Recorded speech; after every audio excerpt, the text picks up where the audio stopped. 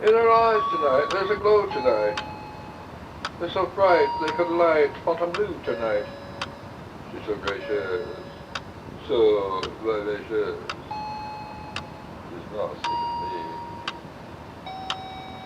seeing me. Blessed little house, click to the chord, acting out her fuss with a frolicking bowl.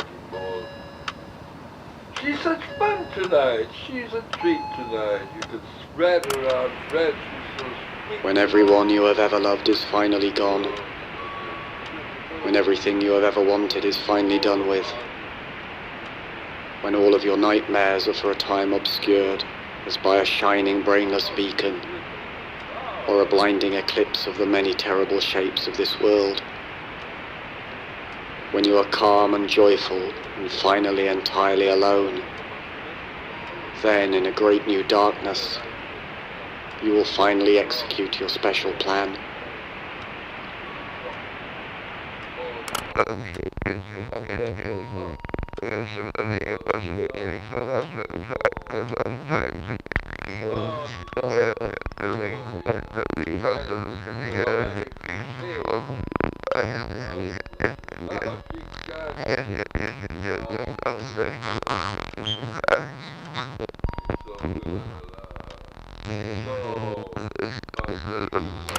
One needs to have a plan, someone said, who was turned away into the shadows, and who I had believed was sleeping or dead.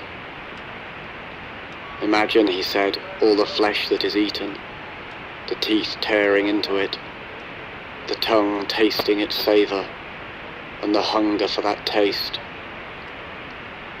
Now take away that flesh, he said. Take away the teeth and the tongue, the taste and the hunger.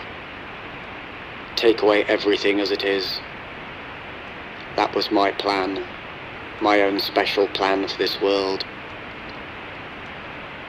I listened to these words, and yet I did not wonder if this creature whom I had thought sleeping or dead would ever approach his vision, even in his deepest dreams, or his most lasting death. Because I had heard of such plans, such visions, and I knew they did not see far enough. That what was demanded in the way of a plan needed to go beyond tongue and teeth and hunger and flesh, beyond the bones and the very dust of bones and the wind that would come to blow the dust away. And so I began to envision a darkness that was long before the dark of night, and a strangely shining light that owed nothing to the light of day.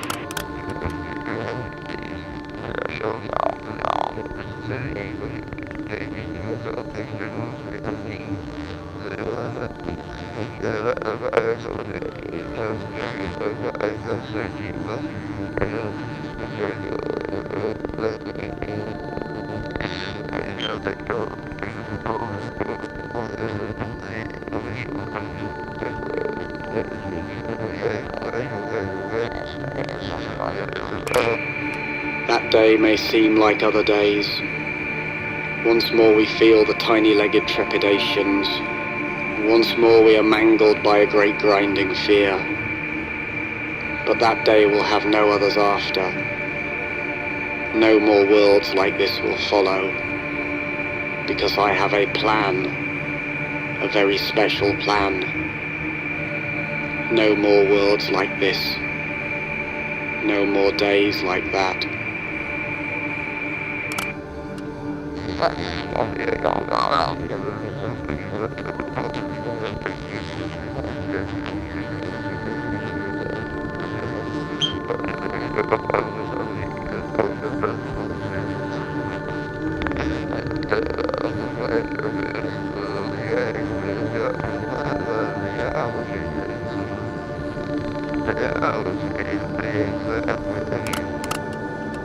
There are but 4 ways to die, a sardonic spirit might have said to me. There is dying that occurs relatively suddenly. There is dying that occurs relatively gradually. There is dying that occurs relatively painlessly. There is the death that is full of pain. Thus, by various means they are combined, the sudden and the gradual, the painless and the painful, to yield but 4 ways to die, and there are no others. Even after the voice stopped speaking, I listened for it to speak again. After hours and days and years had passed, I listened for some further words. Yet all I heard were the faintest echoes reminding me, there are no others. There are no others. Was it then that I began to conceive for this world a special plan?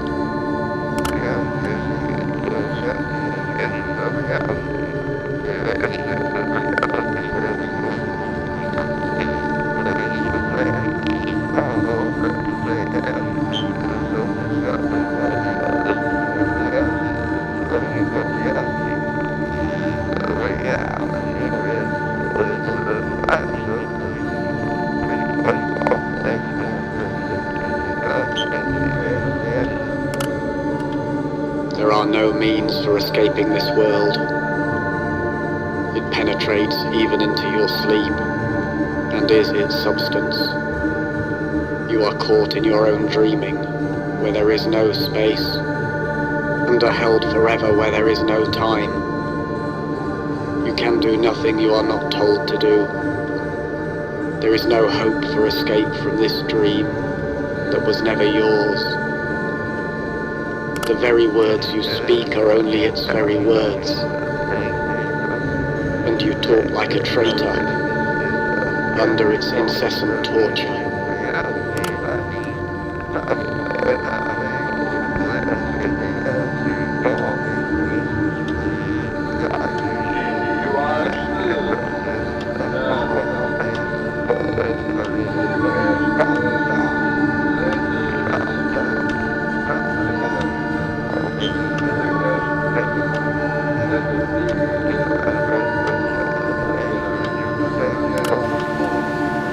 There are many who have designs upon this world and dream of wild and vast reformations. I have heard them talking in their sleep of elegant mutations and cunning annihilations. I have heard them whispering in the corners of crooked houses and in the alleys and narrow back streets of this crooked, creaking universe, which they, with their new designs, would make straight and sound. But each of these new and ill-conceived designs is deranged in its heart, for they see this world as if it were alone and original, and not as only one of countless others whose nightmares all proceed like a hideous garden grown from a single seed. I have heard these dreamers talking in their sleep, and I stand waiting for them, as at the top of a darkened flight of stairs. They know nothing of me, and none of the secrets of my special plan, while I know every crooked, creaking step of theirs.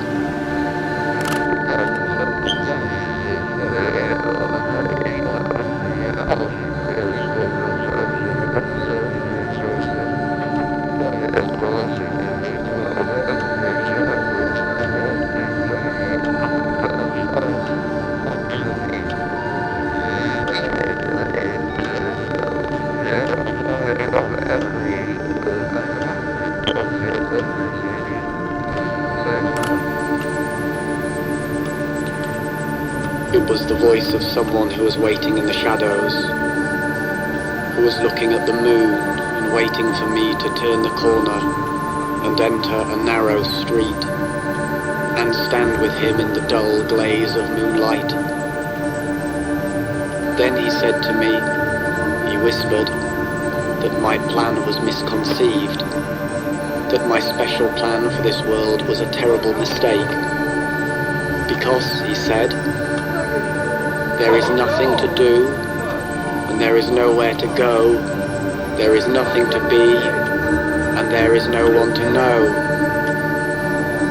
Your plan is a mistake, he repeated. This world is a mistake, I replied.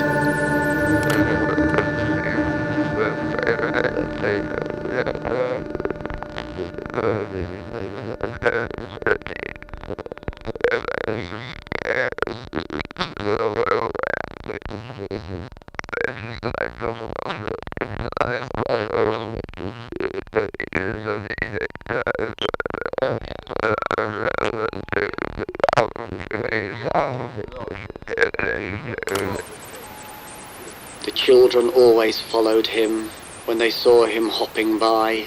A funny walk, a funny man, a funny, funny, funny man. He made them laugh sometimes. He made them laugh, oh yes he did, he did, he did, he did, he did. Oh how he made them roll. One day he took them to a place he knew, a special place, and told them things about this world, this funny, funny, funny world, which made them laugh sometimes.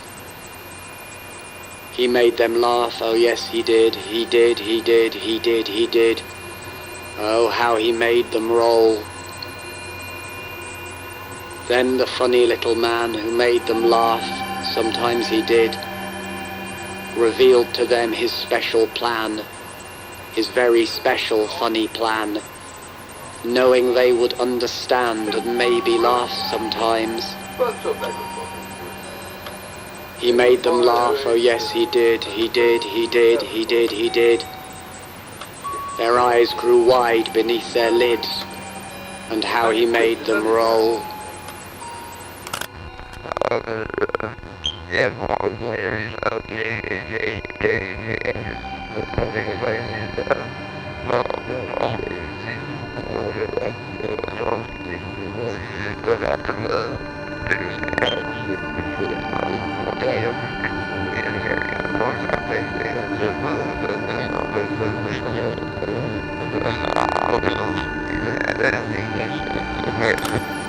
I first learned the facts from a lunatic in a dark and quiet room that smelled of stale time and space.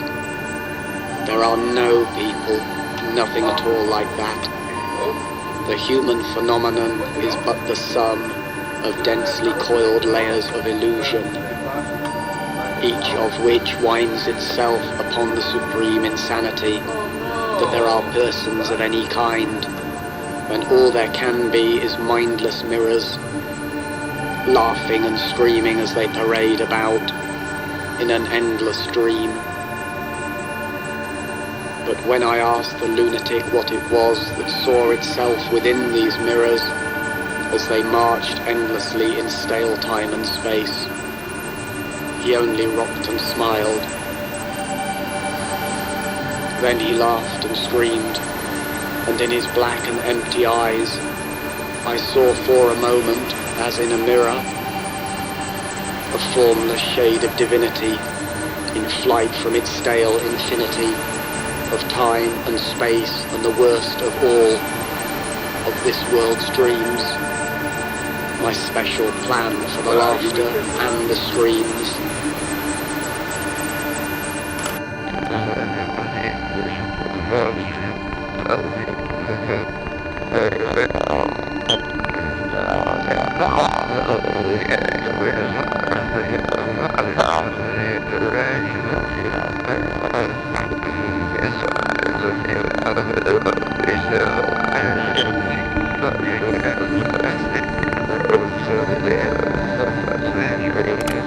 We went to see some little show that was staged in an old shed past the edge of town, and in its beginnings all seemed well. The miniature curtained stage glowed in the darkness, while those dolls bounced along on their strings before our eyes, and in its beginnings all seemed well. But then there came a subtle turning point which some had noticed, and I was one who quietly left the show, though I did not, because I could see where things were going. As the antics of those dolls grew strange, and the fragile strings grew taut with the tiny pullings of tiny limbs, the others around me became appalled and turned away and abandoned the show that was staged in an old shed past the edge of town. But I wanted to witness what could never be. I wanted to see what could not be seen. The moment of consummate disaster, when puppets turned to face the puppet master.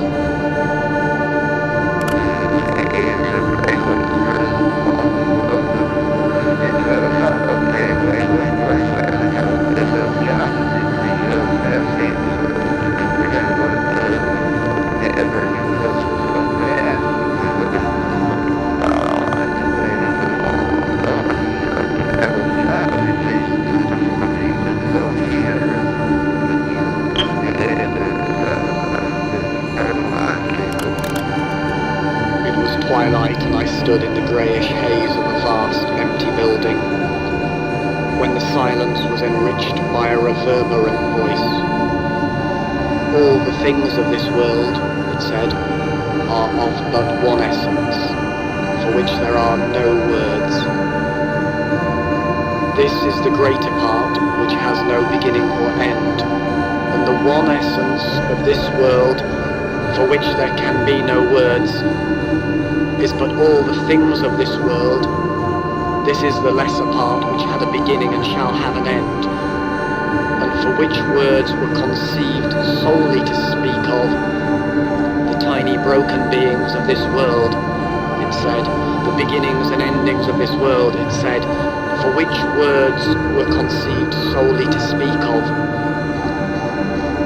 Now remove these words, and what remains, it asked me, as I stood in the twilight of that vast empty building, but I did not answer. The question echoed over and over, but I remained silent until the echoes died.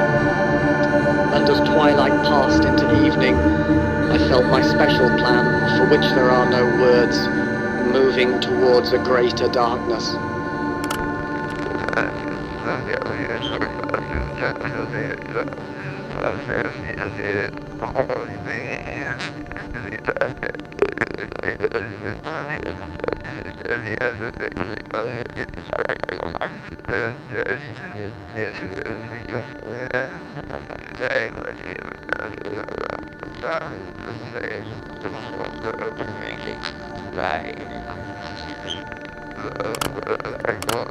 There are some who have no voices, or none that will ever speak, because the things they know about this world, and the things they feel about this world, because the thoughts that fill a brain that is a damaged brain, because the pain that fills a body that is a damaged body, exist in other worlds, countless other worlds, each of which stands alone in an infinite empty blackness for which no words have been conceived, and where no voices are able to speak.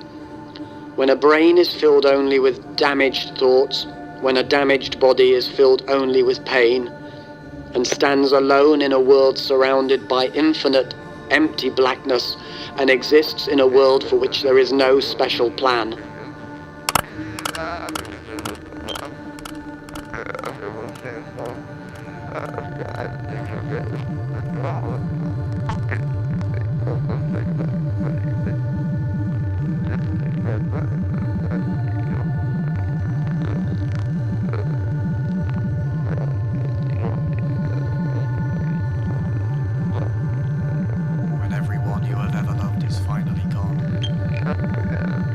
When everyone you have ever loved is finally gone, when everything you have ever wanted is finally done with, when all of your nightmares are for a time obscured as by a shining brainless beacon or a blinding eclipse of the many terrible shapes of this world, when you are calm and joyful and finally entirely entirely alone, then in a great new darkness, you will finally execute your special plan. When everyone you have ever loved is finally gone,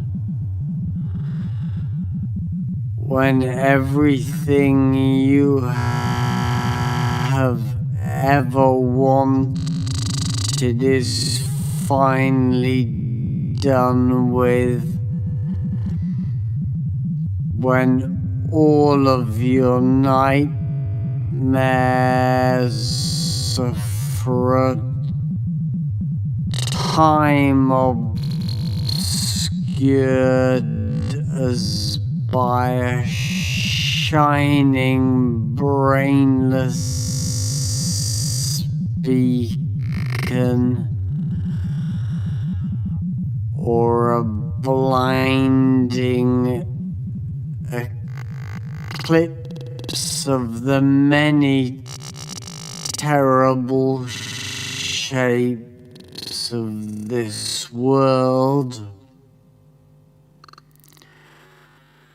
when you are calm and joyful and finally entirely alone, then in a great new darkness, you will finally execute your special plan.